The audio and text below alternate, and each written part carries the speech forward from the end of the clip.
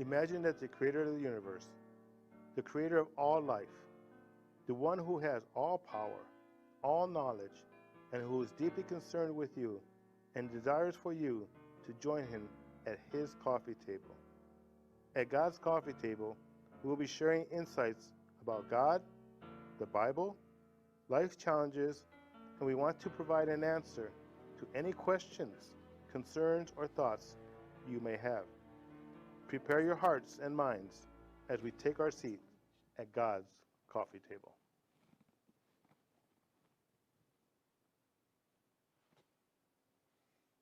Welcome to God's Coffee Table. I am Pastor Ray, and this is God's Coffee Table. Today, we're going to continue on our theme of destroying the works and the schemes of Satan. Our starting points are in 1 John chapter 3 and also in 1 Chronicles chapter 10, where it talks about that we are not ignorant of the schemes and devices of Satan, or the devil, if you will. I did something today that I have not done to anybody in a long, long time. Next to me is my daughter, Jennifer, and she is going to join the panel today. She was given a whole half-hour notice about if she would want to join us, and she says she would, and I give her props for doing it and also for being courageous enough to jump on board without any kind of real heads up on where we're going. But it also gives us an opportunity, because of the subject matter that we're going to be talking about today, to get a different perspective. She is not a minister of any kind, as far as official licensing, if you will. But we are all ministers unto the Lord. I mean, anybody could talk about God and to any person. Anybody could talk about the Bible. You don't need a piece of paper to tell somebody the truth about who we are and whose we are. So having said all that, I'm going to allow her to introduce herself in any which way she wants to do. And we're going to go forward. And I think you guys are going to really enjoy the part that we're going to talk about today.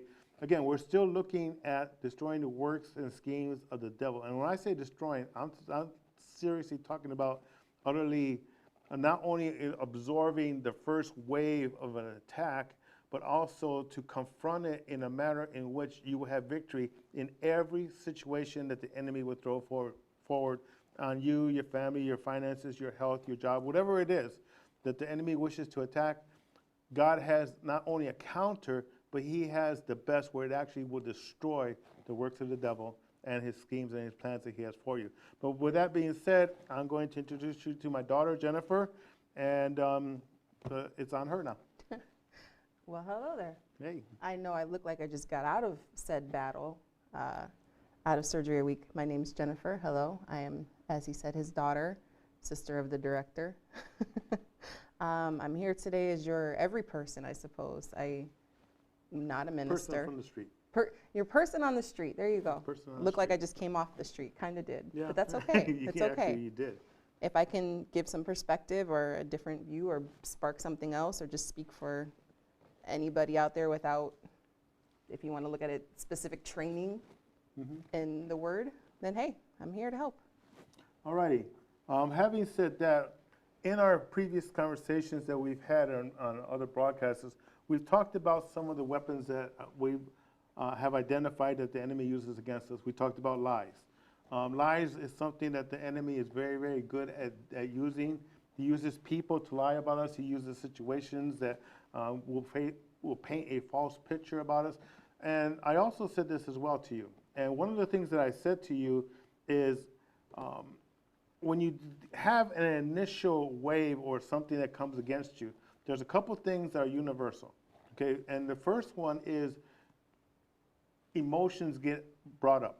When you hear a lie, or when you hear a report of sickness, or you hear a report of a death, or you hear a report of a situation in a family, or you hear the word divorce, or whatever it is, emotions come up almost instantaneously. Some people get angry, some people get fearful, some people want to retaliate, some people hide. There's all kinds of things that we as humans respond to emotionally. And I said the thing that you need to do is you need to check those emotions to the best that you can. Because when you run on emotions, they can be used and turned against you. And we're going to actually talk about emotions today. So we're going to be looking at some of the emotions. We're going to be looking at how do you defeat some of these emotions. And not all emotions are bad, though. I know it's been said that by other pastors and leaders and preachers and stuff like that, that emotions can be considered as a curse. I do not agree with that at all. I believe that all emotions can have a positive aspect to it. It's just how you are responding to an emotion is whether or not you will have victory or whether or not the enemy has control over you like a puppet master. And so we're going to be talking about that. The second thing about absorbing the first wave of attack is you need to, after you check your emotions, you got to examine yourself. And that's a very, very difficult thing because whatever the situation is, and we talked about this last week as well, is that if I am getting physically sick, maybe I'm not taking care of myself as well as I should. If I have issues at my home or in a marriage or somebody else has, I don't like talking about real people or situations, I always leave a positive, not a negative. But if Fred and Mary over here have issues in their relationships and they hear something, they get mad about it, maybe God's trying to get your attention. And maybe God's saying, you know what, you need to be a better husband. You need to be a better wife. You need to be a little bit more compassionate, a little bit more observant as to some of the things that are really happening here. But if you got emotions to run you rampant or run you wild, sometimes you don't hear a truth that needs to be addressed. So again, those are just a couple of the things that there. Last week we identified 7 different things so that you can withstand the initial attack and how you can have victory in your life. So those were the 2 main ones, and those seem to be prominent in any situation that we've been looking at. But today, I want to talk about emotions itself.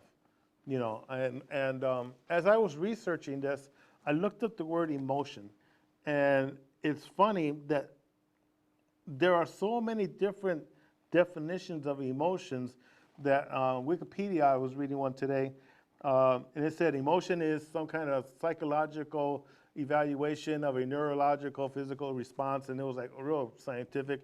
And then the very next line, it says, but there is no true definition of emotion, so. It kind of stands to reason, though, because everybody's emotions are so different, and what you feel is fear or happiness is so different to somebody else. So it's how can you define something that's almost that intangible because it's so different to everybody. Right, and then the other aspect of it too is not everything is an emotion. True. And we were talking about this just a few minutes ago.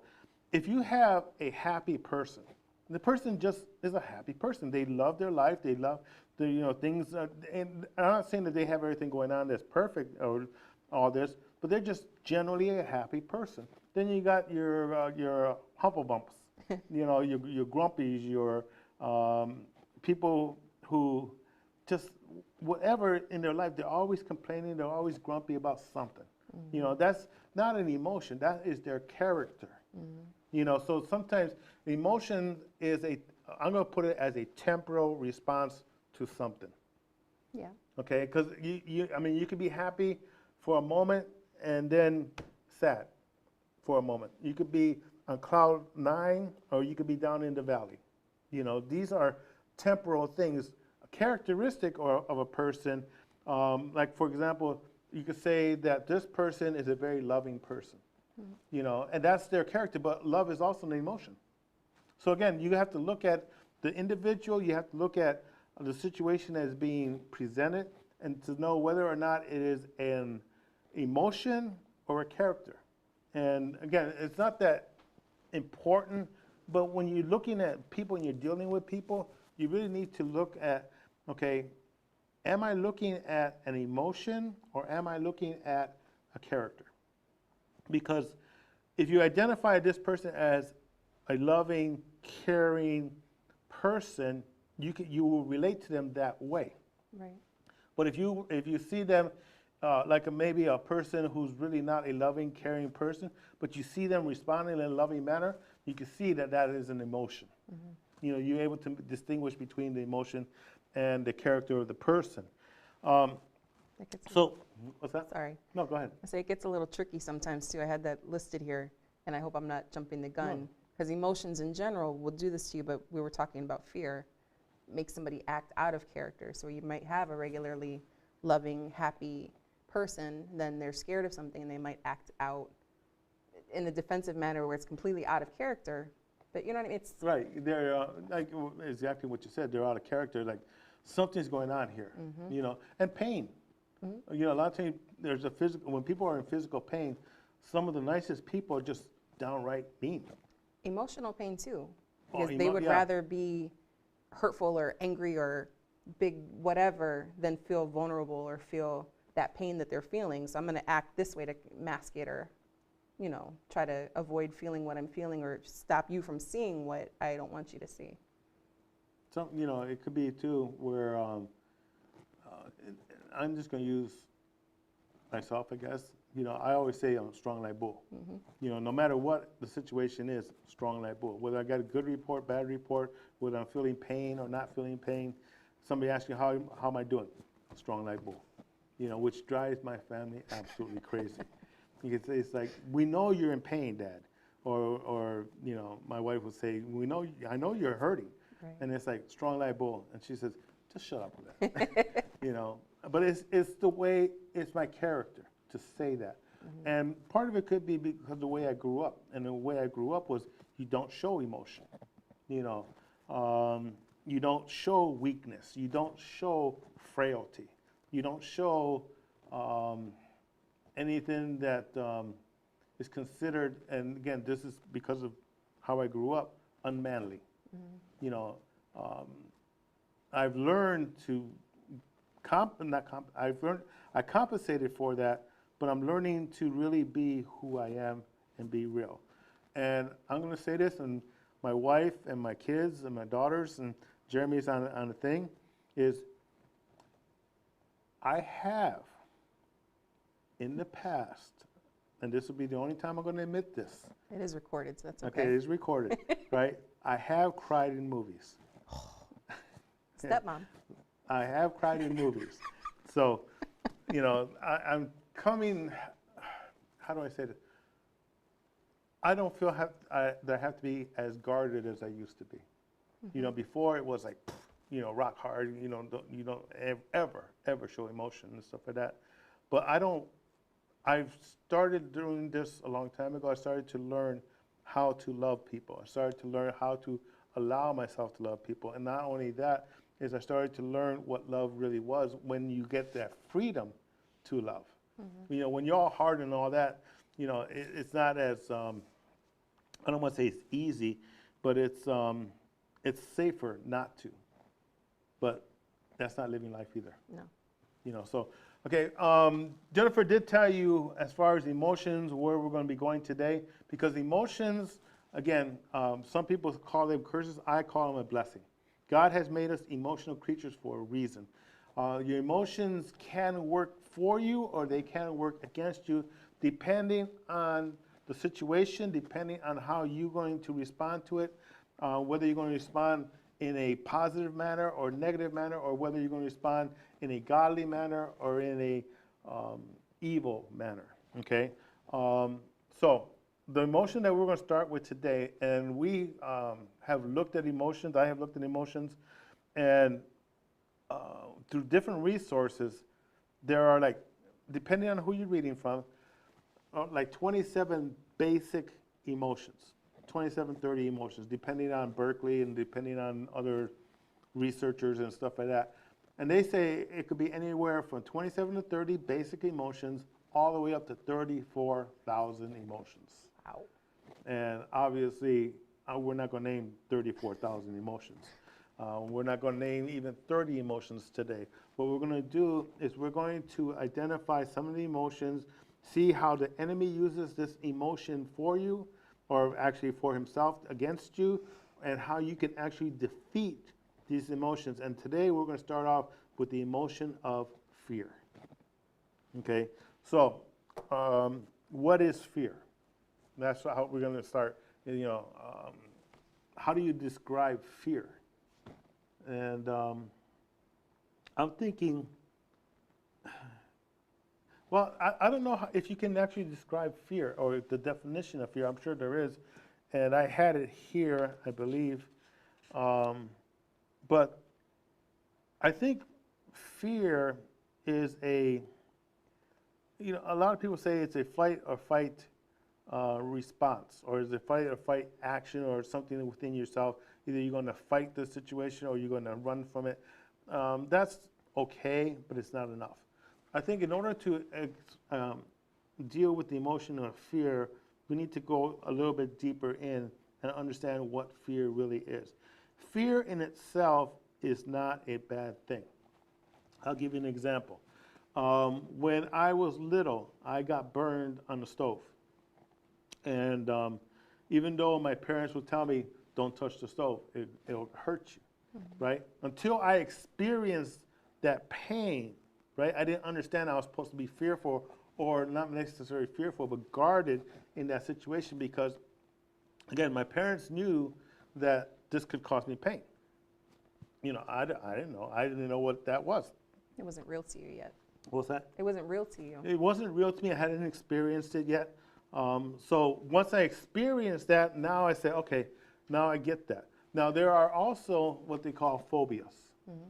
And we looked at phobias a little bit ago, and they said there's over 530 identified phobias. And that's a lot. I mean, there's phobias from the color purple. Yeah. There's phobias. And my granddaughter, who is very special in many, many ways, she has a phobia of butterflies. And it's like, they can't do anything, but she has a phobia of butterflies. There are some people that have a phobia of snakes. Now, I don't have a phobia of snakes, even though she's laughing, right? I have one of spiders. I'll admit it, Oh, yeah. honestly. Yeah, Those arachnophobia. sitting next to me may or may not actually be scared of snakes and just don't want to admit it because they're strong like bull, but that goes back to character. I don't want to regress. I'm sorry. Okay, I didn't hear what you said, but no, I still don't. But again, the snakes, I don't have a phobia of snakes. I hate snakes. I hate them with a passion. Okay, I know my son used to have snakes, and he would bring them out and stuff like that, and it was like, snakes and I have an understanding. We really do. You get by me, I'm going to kill you. And maybe I shouldn't say that, but I don't like snakes. You don't like spiders. My granddaughter's butterflies. We got an odd family. We have a unique family. Unique. But again, we're looking at fear, okay? So in order to look at fear, we're looking at the results or the actions of fear, okay? And there's some other attributes or effects of fear as well. Fear has the ability, okay, here's what I'm going to tell you, has the ability to paralyze you.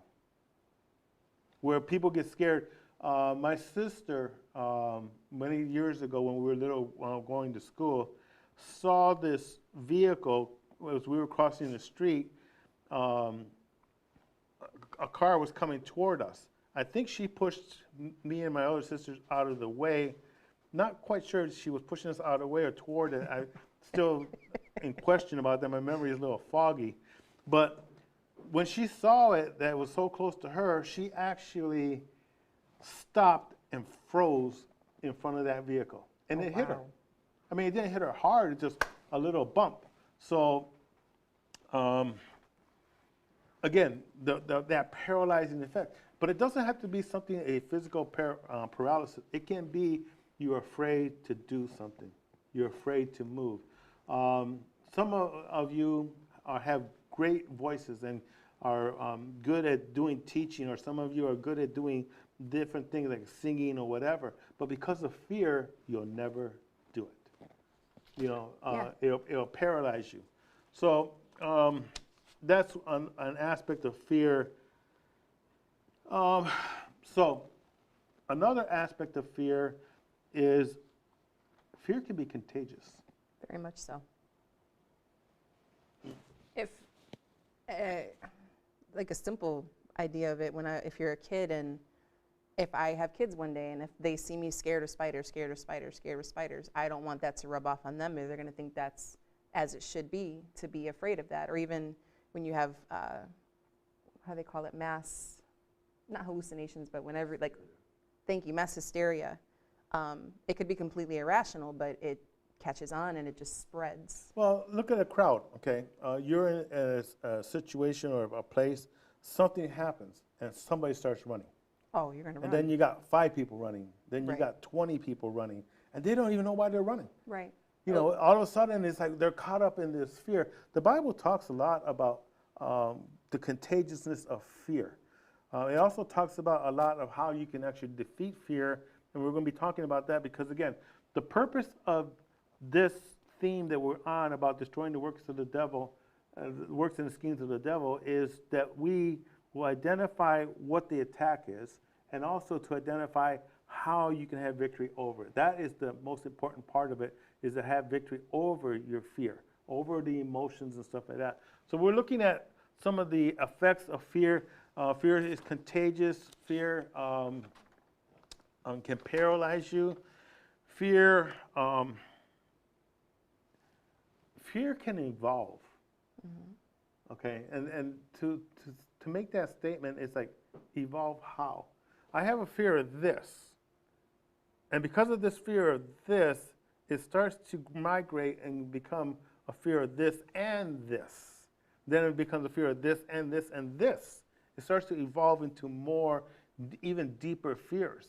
I think you see that now in our country right now. Yeah. Not to get political, because I know this can obviously go that way quick. I don't mean that.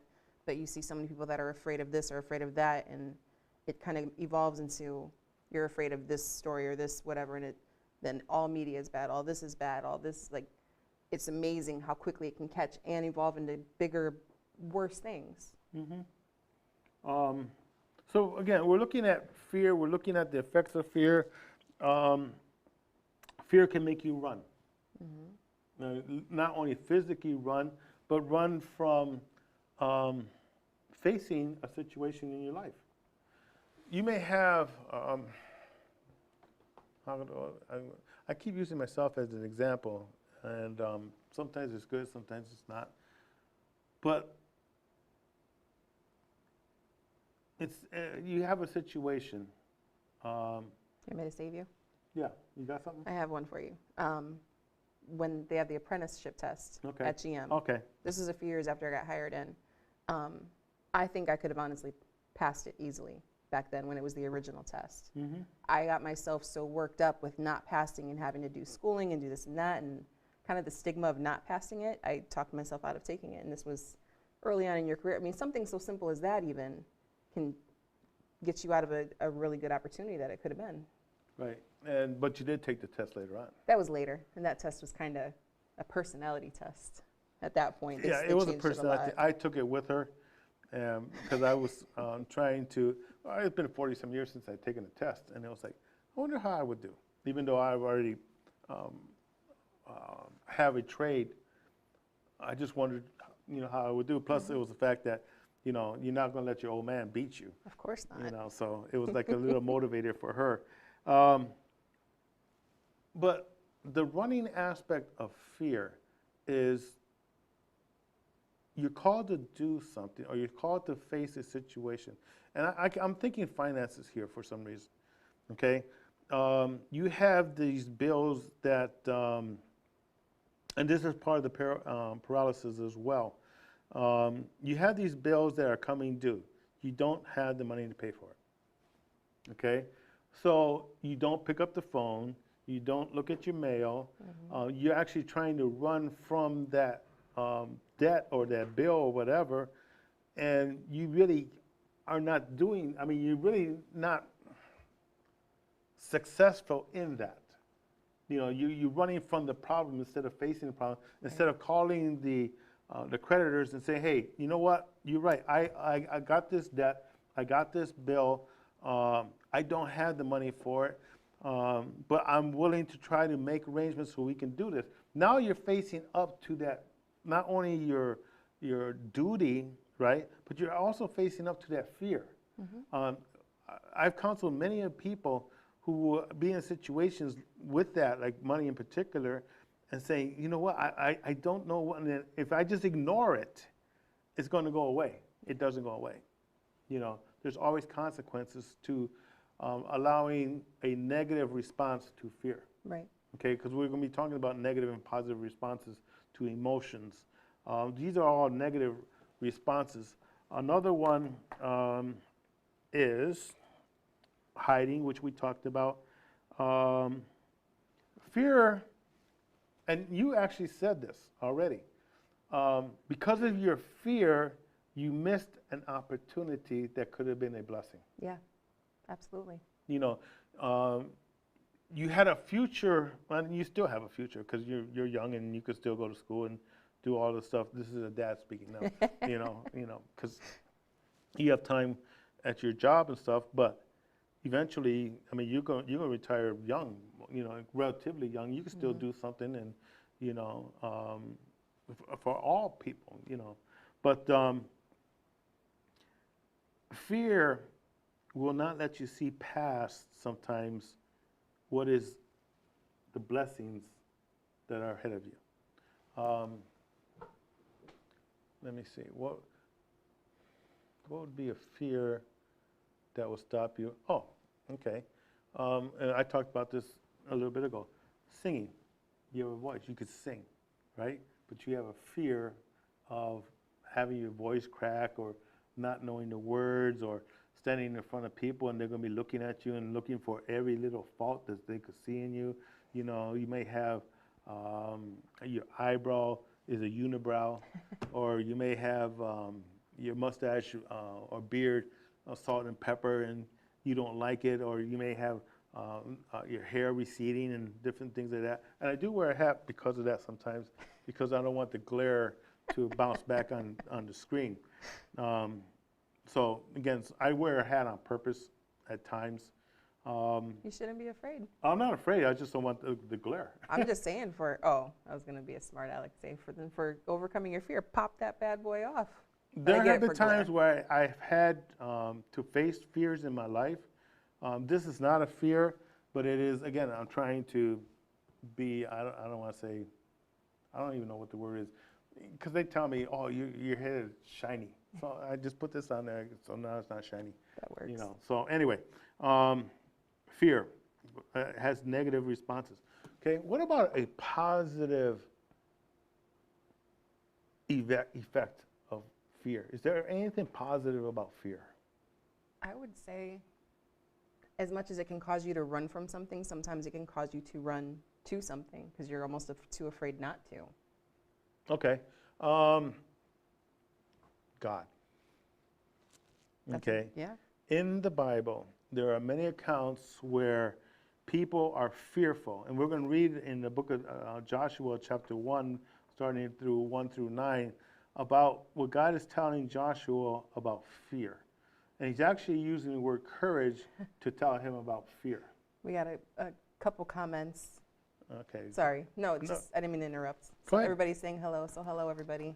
Betty Sparks, oh, ye of little faith, Pastor. I think she may have been referencing the hat thing? Perhaps. No, it's for glare. That's what it's about. I could do the rest of the show without it. I mean, that doesn't bother me. But I want to read to you Joshua chapter 1, verses 1 through 9, because in that account, or in this story, you're going to find that Joshua is now becoming the leader of Israel.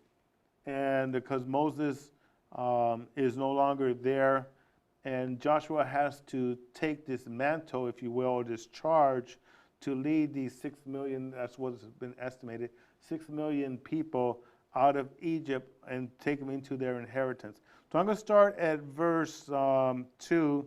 Actually, I'll start in verse 1.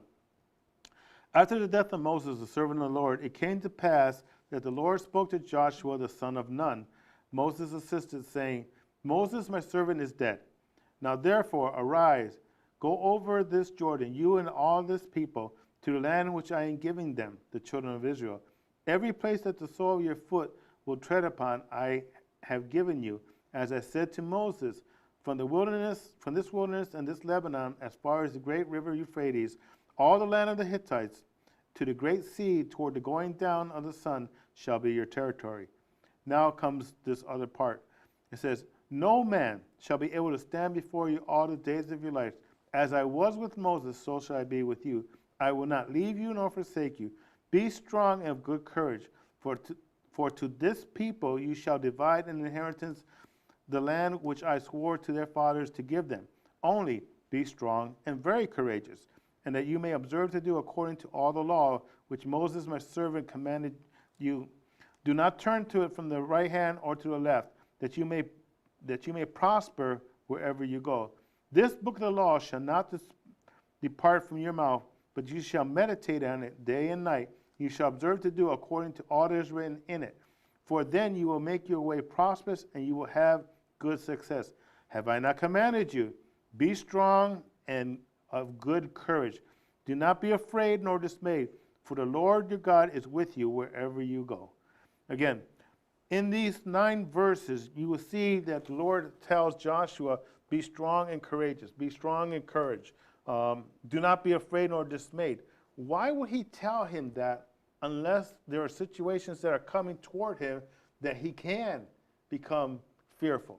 He can feel weak or have doubts about his situation and the situation about his charge with the people. I really, really like these 9 verses.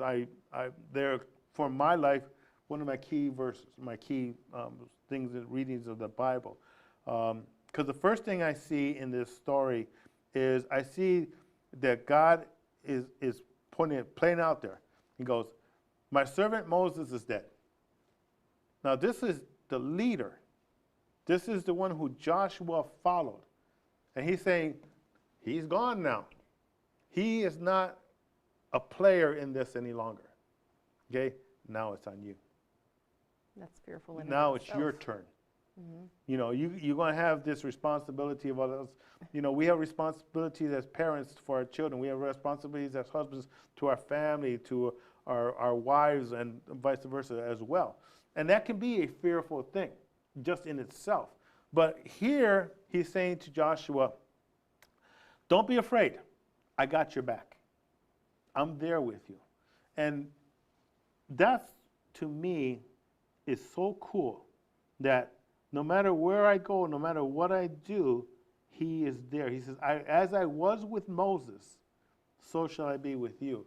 And I think about that, and it's like, okay, well, what kind of relationship did God have with Moses? Mm-hmm. Okay, he talked to him face to face. Gave him the 10 Commandments. Gave him the 10 Commandments. He gave him the 10 Commandments. The relationship that God had with Moses, it was so personal that when he sat in the presence of God, the glory of God actually illuminated through Moses to such a point that Moses would put a veil on because the glory of God was so brilliant, reflecting off of him. Wow. That's the relationship that he had. And now he's telling Joshua, and he's telling you as well, don't be afraid of these situations. Don't be afraid of life. Don't be afraid of the responsibilities. Don't be afraid of the charges that you have, the duties that you have. Because as I was with Moses, who started, all of these things and faced Pharaoh and faced the plagues and faced slavery and being hunted down as a murderer and all these other things, he says, as I was with him, so shall I be with you. And it's like, only be strong and courageous because times of fear will come. Mm-hmm. But how are you going to face these fears? Okay. Also, you had a couple comments. Go ahead. Too. Yeah. No, just a couple comments. I had asked anybody if they had specific fears. Okay. We had movie It. Oh, okay. Garter snakes. You're not alone. Garter snakes? Yes. All snakes. All snakes. We had another one. Scott said, fear actually helps my outcomes. I think of the worst case scenario, so when the outcome is not bad, it is a relief and helps me move forward. That's a different perspective for it. That's good. I like that. Okay. Um, Fear, again, the emotion of fear, used as a weapon against us.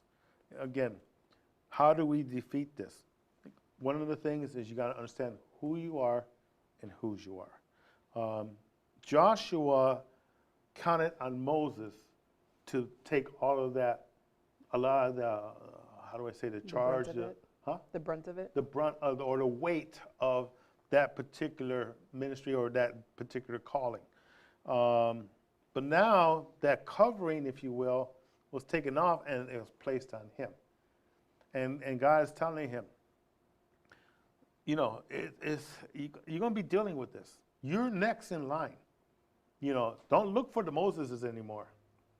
Don't look for your parents to be fixing everything anymore. You know, as you start to grow into adulthood and stuff like that, you're going to have to stand up on your own feet. And there's going to be times where you're going to get scared. There's going to be times, when my son Jeremy got very sick one day, and he ended up having meningitis.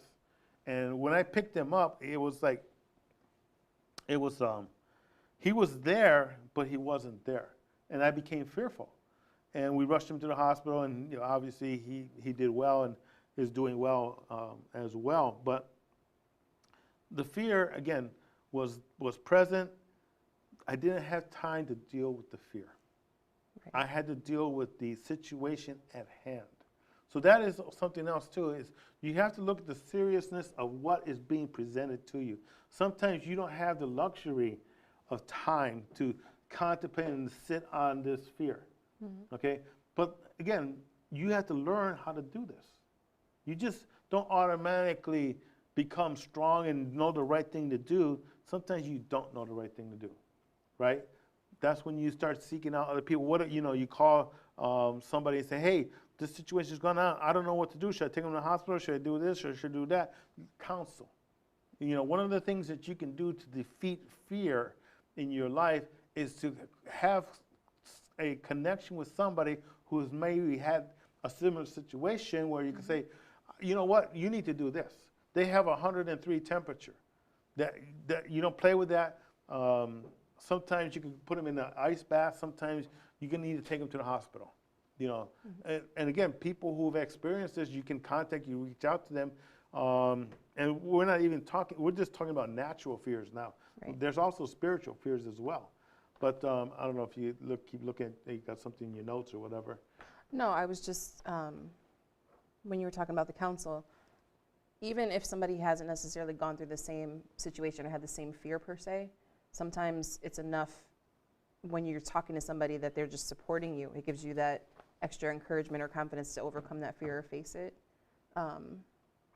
It doesn't always have to be that they want to solve the problem for you or give you the solution. Just, I think that's part of just, you know, emotions in people in general is just being able to be a support for somebody, whether you can solve it or not. Again, you know, it's amazing to me how so many different things, weapons that the Lord has given us can be used for so many different things that the enemy is attacking us with. Counsel is one of the biggest things that you can do. In the book of Ezekiel, it talks about the watchman, and you've heard me speak about this before, that the watchman, when he sees sword, pestilence, famine coming at him to cause some kind of harm, he sounds the shofar, and long story short, he engages the army of God to join him in this battle. Mm-hmm. Okay? Sometimes you need prayer warriors to join you in a fear situation. Sometimes you need people to just be a word, give you encouragement. Like, you're going to be okay. The situation is going to be okay. Not just in prayer, but actually putting their arm around you. Or sometimes you need somebody to cry because you got this emotional buildup that you need to release, you know, caused by fear. So there's a lot of different ways that you could look at it in the natural. The book of Joshua talks about a spiritual application. Okay, that is a spiritual truth. An interesting thing about fear with God is God knows that there's going to come times where you're going to become fearful. But he also knows what the end result's going to be and how you're going to respond to this fear. I'll give you an example. the book of Judges, chapter 6, it talks about this guy named Gideon. And Gideon was what they call a judge. Well, he wasn't a judge when the Lord came to him. He was actually kind of a coward. The Lord came to him, and he was in a wine press. And these wine presses are like big, huge rooms. And he was what they were talking about, threshing wheat. And he was hiding from the Midianites or people that would take his wheat and also maybe even kill him or whatever the situation was. So he was actually hiding to try to do this job, or to actually hide from the Midianites. And the Lord showed up there, and he goes, "Hey, dude, what are you doing?" He didn't say that, you know. And what he actually said is, I'm going to just read you the. It says, "For the Lord God," okay, I got to put my glasses on. Has not, oh, the wrong one. I'm sorry. I got to go back to this one. All right.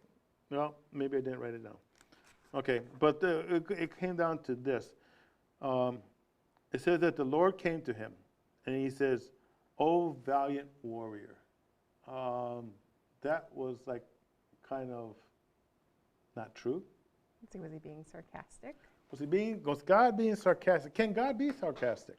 I would tend to say yes, that he can be sarcastic and have a sense of humor. I think I'm living proof of that, but I'm perhaps biased. If God gave us sarcasm, okay, he has used people that have been very sarcastic. Like Elijah, and we didn't even talk about Elijah yet. Elijah had this experience that they call the Mount Carmel experience, for those who are in the Word and understand some of these stories within the Bible. And there was a huge move of God. It was during a drought. There was this group of people called Baal worshipers, B-A-A-L, and they were basically, they was a false god. And Elijah was a prophet of the Lord. And he was moved to put a challenge out there. And the challenge was, hey, let's do something. Why don't you guys get together and build an altar, sacrifice to your God, and I'm going to do the same with my God, and we're going to see whose God responds. And so the Baal worshipers said, hey, yeah, we can do that.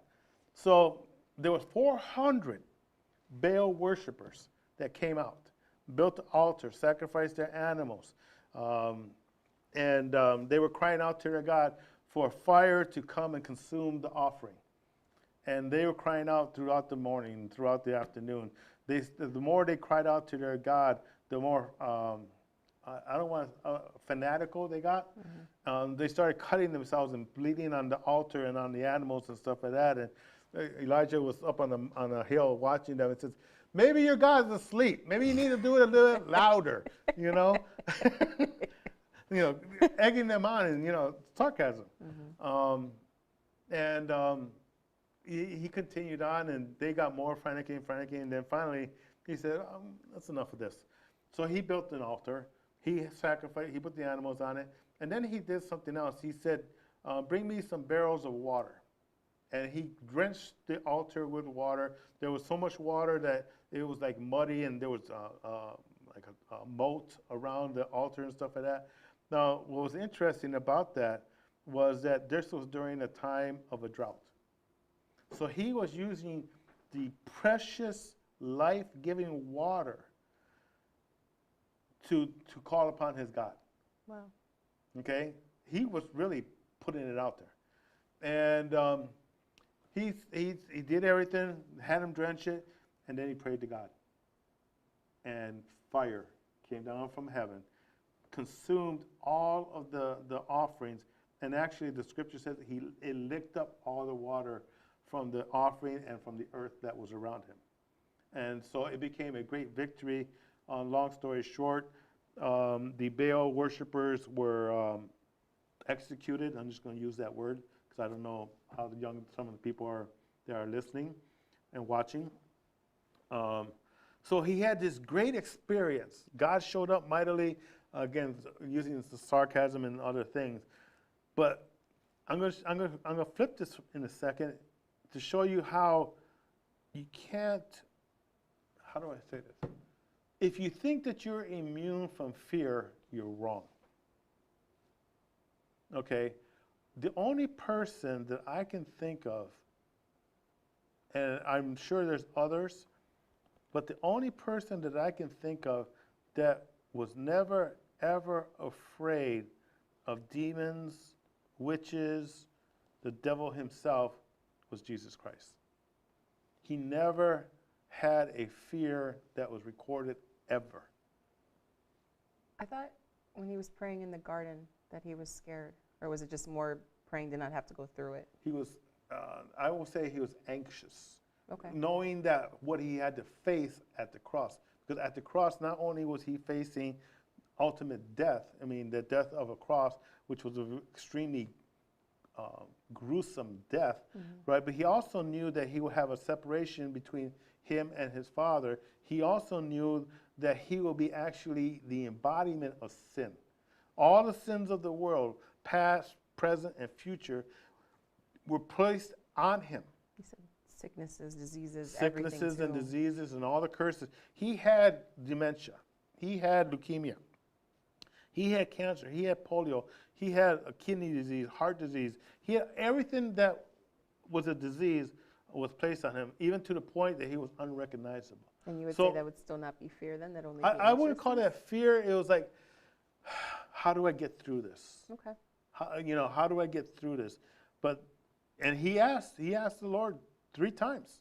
He says, Lord, if there be another way, take this cup from me. But then on the 3rd time, and some people say that it was actually the Father saying, the Son saying, and the Holy Spirit saying, is there another way? And then all 3 of them coming into agreement and say, this is the only way. And I think that's really cool, This is the only way that I can save my people, my creation, because of the sin. There has to be a perfect offering because a perfect man sinned. And he was the perfect man.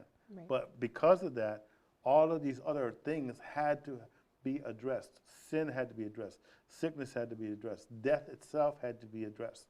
And he was saying all of these things. Again, people say, well, he was fearful.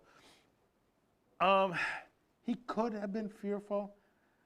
I think he just understood the weight of what was going to be on him. I think And- even if, I'm sorry, Go even ahead. if he was fearful rather than anxious, I know it's just a play on words at this point. Right. It would only go to show kind of like The his, the humanism Exactly. in him.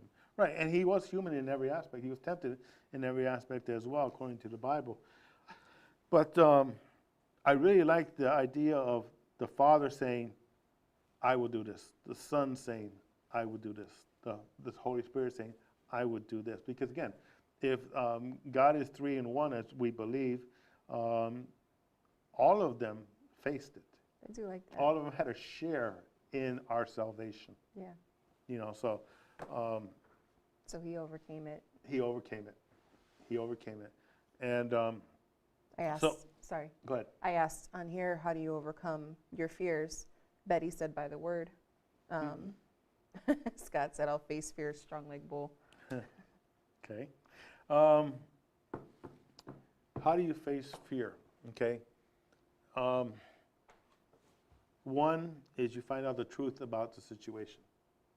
Okay. Let's say you're diagnosed with cancer. Okay. First thing you hear the word cancer, you think death. Okay. Cancer is very, very beatable. I mean, it doesn't seem that way all the time. It kills countless numbers of people every year and stuff like that. But if you look at the type of cancer you have, or that you've been diagnosed with, if you will, right? Look at what the reality is of that particular cancer. Like prostate cancer is, from my understanding, one of the easiest to fix if it's caught in an appropriate amount of time. So what is the reality of this? Get the truth behind that you're facing, that you're fearful about. Pastor Betty is actually right where I want to be as far as the Word of God. Now, if you remember when we started this off, I said you need to examine yourselves to see if there's a truth. Check your emotions, check yourself to see if there's any truth about what you're facing. I like that you say check too. Huh? I like that you guys last week and this week reiterated check your emotions. You're not trying to get rid of them. Right. You're checking them because I think, as you said before, there's so many positives and negatives that keeps you healthy in a sense, or alert. I'm sorry, off topic. No, that's right. Because again, emotions are not a bad thing, but if you put them in its proper place, we touched on this, but we didn't get into any details about it. Fear can lead you toward God, and in 2 Chronicles chapter 20, there was a guy named King Jehoshaphat, and I know I said it wrong. I love that name. I said it wrong, but that's just stuck in my brain. They keep trying to make me say it the right way, and I keep messing it up. So I'm just going to leave it at that. The story goes this way, and I've told you this story before. Okay, 3 kingdoms came against Israel, and Jehoshaphat was the king of Israel. And they said, "Oh, king, we got a problem. We got this huge army coming. They're so big, they're so strong, and they got so many chariots and so many weapons and so many people, so many men that are going to battle against us. We don't have a chance." And according to the scripture, it said that King Jehoshaphat feared. He became fearful. But the but part about it is that there's like 29 verses in that particular 29 verses in that particular story in 2 Chronicles chapter 20. 29 verses dealing with this story. Okay, in every aspect after the fear, you see how King Jehoshaphat dealt with his fear. The first thing he did, according to the scriptures, he sought out the Lord. What is really going on here? He went to the one who can fix it. He went to the one who had the power and the ability to stop this. He went to the one, and he wasn't the best of kings either. He wasn't the best of a Christian, even though they didn't use the word Christian at that time either. He was kind of a shady character. But he knew enough that in his fear, he ran toward God. He didn't run from him. He didn't try to fix it himself. He knew that they could not battle. In some of your situations that you're facing in your life, there are situations that you cannot win, and you become fearful. You have Fred and Mary over here, and they have a terrible marriage, right? And Fred becomes fearful. You know what? I'm going to lose my wife, because he still loves her, but they have a terrible marriage. Mm-hmm. And so he tries to fix it himself. He starts to shower her with gifts and flowers and different things like that, but it's not doing any good because he's trying to do it on his own ability. Mm-hmm. Okay? Sometimes they may be a temporal fix, and sometimes they may not even work at all. So what he does is say, you know what? I'm going to seek out God, because God is the one that initiated marriages. He's the one that started this. So I'm going to go to the guy who made this. Smart. Right? And he starts seeking out God. He starts looking at the promises of marriage, and it says that you will be enraptured with each other's love, and that you will find satisfaction with each other, and that you will have the wife when you guys were all young and happy, and you didn't really care about just being together. And he said, you can have all that back, but you gotta do it my way. You gotta seek me out and seek out what the Word of God says about that situation. Mm-hmm. Okay? And that's one of the things, because in this story you will see that everything that King Jehoshaphat did was seeking out God and his power. The next thing he did, he called for a fast. And not just for himself, he called everybody to a fast. He says, every city within the kingdom is going to fast. And the animals are going to fast too. My dogs would not have that, I'm just saying. Hey, you want the result, you're going to fast. You want the result. You're going to do what you got to do. Unhappy doggos. All right? He started to do what we call declarations, and this is a very, very important thing about beating fear. Okay? Fear is an emotion. Okay? I'm going to tell you this. Sometimes it requires another emotion to beat an emotion. We had this listed earlier. It's not an emotion. We were talking about fear requires faith. Yes. And I think it also would take faith in that response to help beat your fear at times. Say what? If fear requires faith, as in, even as you said earlier, not that it was faith so much as it made it real, but faith is believing in something. Mm-hmm. When you didn't believe or you didn't know for sure that putting your hand on the stove would hurt you till you did it. And Right. granted, faith is not necessarily you have to do it, but you know what I'm trying to You say. experience it. Right. Correct. So it's almost like how you were saying before, so many of the tools that we have, the devil can use against us. Well, you might have fear. You believe it so much because of your faith in that fear, but then your faith in God will help you overcome it. It's kind of weird how it's that double-edged. Right. It is. In order for fear to work, you have to believe it can work. That whatever is being presented to you is true. Divorce, sickness, your kids will never have the opportunities you have. You got to believe that, right? The devil, Jesus did not fear the devil because he knew who he was, as a person, as a man, and also as God. Because he always God incarnate, if you will, God in the flesh. But the thing that I said, sometimes the greatest thing you do is you got to deal with an emotion with an emotion, and I'm going to give you an example of that. Okay, many years ago, I was diagnosed with something they call sarcoidosis, and they said it can do this, it can do that. It could be in your eyes, it could be in your heart, it could be in your lungs, it could be in your brain, it could be everywhere. It was a disease that they still don't know a whole lot about it. They don't know what causes it. There is no treatment for it. The ability, one of the things, the outcomes of it can be death.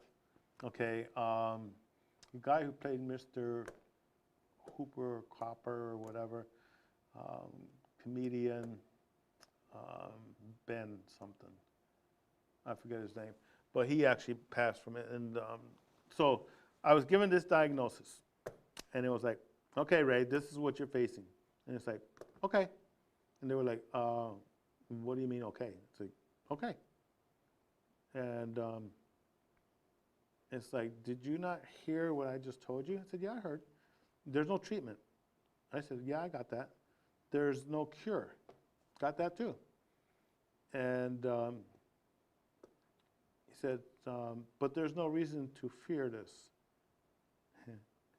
And I said, I'm not really afraid. And one of the things, again, book of Joshua, do not be dismayed, do not be discouraged, do not be fearful, only be strong and courageous. It has nothing to do with me, it has to do all with God. My God is faithful. My God, he is a healer. My God can do all things, right? And when I hear things that can be fearful, sometimes I allow a passion or an anger to deal with that fear. For instance, in Timothy, it talks about that we have not been given the spirit of fear. So if I'm not given the spirit of fear, and fear is trying to come upon me, I'm going to make that declaration. Wait a minute. Hold up. I'm not going to deal with fear because God has not given me the spirit of fear, but he's given me a spirit of power and of a sound mind. That's what he has given me. And you will not have your way with me, fear, whatever that situation is. These are when you start declaring what God said about you and knowing who you are, whose you are. You can stand in the face of fear, but if you just stand there like a bobo, that's a Spanish word, like a dummy or something, just A bump on a log. a bump on a log, and just say that, okay, I'm facing this. I'm going to stand. Get mad. No, you're not going to have my marriage. You're not going to have my children. You're not going to steal my health. Because my God, and I love saying that, but my God is stronger than that. Just as he says, no man will be able to stand against you all the days of your life. He goes, as I was with Moses, so shall I be with you. That's why these verses here are so powerful, because now you're saying, wait a minute, I'm not just a regular person. I have a relationship with God. I am a covenant member with God. And as a covenant member, when I'm in trouble, when I have a sword or a pestilence or fear coming at me, I'm just going to put my hand up and say, hey, you know what? I'm not doing that talking to the hand stuff. What I'm doing is saying, you better check yourself, because you don't know who's with me. And who's with me is far greater than you. Who is with me can destroy you. So if you wanna mess with me, you know, you ain't messing with me. You're also messing with my dad. Mm-hmm. So allow that passion, that relationship that you have with God to undergird you. Not only undergird you, but to strengthen you to a point where you say, it don't matter what you say. It don't matter that my bills are late, because God is going to make a way when there is no way. He's going to give me a job. He's going to do something. Somehow, some way, God is going to answer, because God is faithful. Did you see what I just did? I allowed emotions to rise up to deal with an emotion. I like it. You like it? I do. Okay. And again, we want to show to you that you can respond to any emotion either in a negative or positive way. Okay. King Jehoshaphat responded in a positive way. I didn't finish the story about Elijah. After this experience, and he had this great victory over the worshipers of Baal, there was a queen by the name of Jezebel. You probably heard that name before, but it was an actual person. And she was known for her viciousness, and she was a Baal worshiper as well. And she sent word to the prophet saying, dude, I'm going to kill you. Now, he just saw fire coming out of heaven. He just saw what had happened to all the Baal worshipers. And what he did at that point was he got up and he ran. And he ran and hid in a cave. Wow. Immediately after that. So again, what I'm telling you is, do not think you're immune from this. In the Bible, the Lord, God, told Joshua, you will have times of fear. Okay? You can agree to be paralyzed. You can agree to try to hide from it. You can agree to be manipulated by it. Or you could stand and say, I'm not going to fear. Now, it's easy to say. It is very easy to say, well, you just got to gird yourself up and, stand up and face yourself like a man, there's fear. It's like, shut up. Yeah, okay. And then when the snake comes across the desk. Yeah, but, or a spider. It's easy for people to say how you're supposed to respond. You should respond this way. And the Bible does that. And I'm going to tell you the same thing. You should respond the way God tells you. But some of you don't have that understanding yet. And what we're going to do is we're going to continue to talk about emotions. We're going to probably, I know we haven't even touched the fullness of what we want to share with you about fear. But what we're starting, hopefully starting to show you today is that fear is not unconquerable. Absolutely. You can defeat fear in your life. Okay? You will have fear in your life. Can't help it. But how you respond is a number of different ways. You can seek out people that will help you, either in prayer. And we didn't even talk about prayer. I presented this to a Bible study at work and said, how do you defeat fear? And one of the ladies there said, well, I'm going to pray first. And again, seek out the Lord in prayer and in fasting and doing the things that you're supposed to do. But she said something very interesting. She said, when I pray, especially if I'm praying about a situation that I'm fearful, she said, immediately there's a peace that comes about me. And she said, even if I don't address this right away, just because I enter into prayer and I enter into the presence of God, that peace that passes all understanding envelops me. I'm no longer afraid. I'm no longer alone. You know, because that's part of fear as well. Is sometimes you feel like nobody else knows what you're going through. Sometimes you feel totally alone in this aspect of fear. Again, people, counsel, people, warriors on the army of God, prayer, fasting, seeking out the Lord, declaring who you are and whose you are. I think that's a big one. It is huge, right? But most people really don't know who they are. They say, I'm a Christian. And it's like, okay, well, what does that mean? Well, that means I follow God. Okay. What else does it mean? It means that I try to do what's right. Okay, what else does it mean? It means I'm a child of God. It means I'm a son of God with all the rights, privileges, and honor as the son of God. It also means that according to John chapter 17, the glory which he had now resides within me. According to that, he says, no man will be able to stand against me all the days of my life. According to the word of God and being a son of God, a Christian, right, the devil has nothing on me. You know, there's no charge that he can keep on me. Now, it doesn't mean that I'm perfect. It doesn't mean that I won't fall, but I know where to go when I do. I have the right to go into the presence of God and ask for forgiveness and be cleansed of that. So these are things that strengthen you, encourage you, that will hold you and build you, not only in fear, but in other aspects as well, other emotions as well, right? But most Christians don't know that. What they know is, well, I go to church and, you know, I pray and I do my offering and stuff like that, and I live a pretty good life, and, you know, I don't really sin a whole lot, and, you know, I don't do the big sins for sure, you know, because that's, you know, I just don't do that. You know, I don't take the Lord's name in vain. Well, yeah, okay. But what it comes down to is this, okay? And this is for all of you that are watching and those that are listening through our podcast websites that we have joined.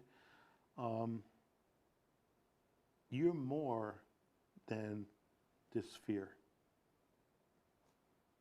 A child of God, a son, a king, a priest.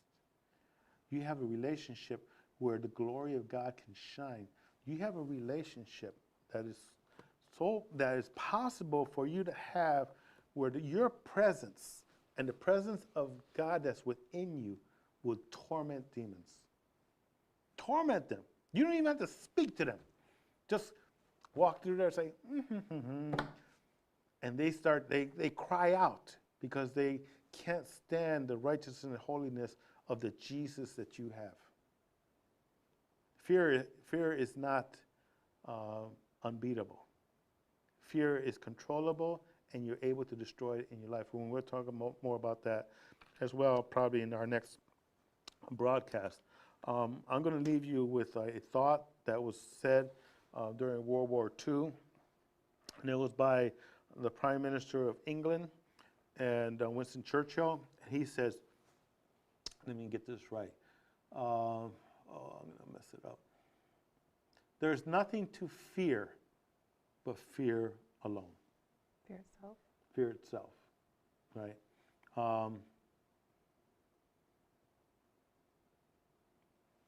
Being afraid is not a sin. Being fearful is not a sin. Allowing the enemy to use that against you to stop what you've been called to do and be who you really are and running from it is a fault and a failure. It's different. But even in this, you can be redeemed, you can be being strengthened, and when the enemy comes back again, because he will, right? You say, hey, that's not going to work anymore, because I'm not given the spirit of fear. I am more than a conqueror. So go on with yourself, because I'm going to stand. All right? You have an announcement that you want to share out there? We were talking about the podcast that has started. Mm-hmm. We did start broadcasting. So our own, audio-only version of the podcast is now available. It's up and streaming. You can currently find us on, this is a big list, so bear with me, but I will post it all later so you can read through it. We're available on Spotify, iHeartRadio, Amazon Music, Stitcher, Deezer, Podchaser, Pocket Cast, Podcast Addict, Listen Notes, Player FM, Podcast Index. Our main one, though, is buzzsprout.com, and that would be under godscoffeetable.buzzsprout.com. We're also waiting for approval from Apple Podcasts, Google Podcasts, Pandora, and TuneIn. So it's widely available. So please, if you're into podcasts, check them out. And also, when you either when you're doing the Facebook or you're doing YouTube or you're actually using the podcast websites, please comment to us. And we need your interaction. We need to know what you guys are thinking, what you guys would like us to look at, how we can help address some of the issues that we have that are life and situations, because this is not a church service. This is us presenting truths that you can use in your life to have a victorious, happy, fulfilled life, so that one day you will be able to stand and you will hear, "Well done, my good and faithful servant." Our ultimate goal is to make you and give you the tools that you need to win in life. And that is only through God and His Word. Did you want to have anything else that you want? Again, I want to thank her because, again, she didn't know she was doing this, and I threw it at her as we were driving up here. She was actually going to help do the comments, and she's doing it now as well. But she was courageous enough, and I think she trusted me enough that I wasn't going to leave her hang out there. But I also wanted, and we really didn't get into this, maybe next week she may be able to join us, and we'll see about that as well. Huh? I think I'm available. I think you're available. Because men look at emotions and they look at situations differently than women. And sometimes we fail to present an accurate portrayal of some of the effects of situations that we talk about. And I'm really glad that she's here today. And I'm looking forward to not only her, but others as well. And again, we're not looking for all the elite or the leaders and the pastors and the ones that have titles and stuff like that. We want to be real. And we want you guys to have the truth as best as we can present it, so that you will be able to use it in your life and in the life of your family. With that being said, we thank you for listening. Thank you for sharing and watching with us. And we look forward to seeing you on next week's God's Coffee Table broadcast. Have a great and blessed day.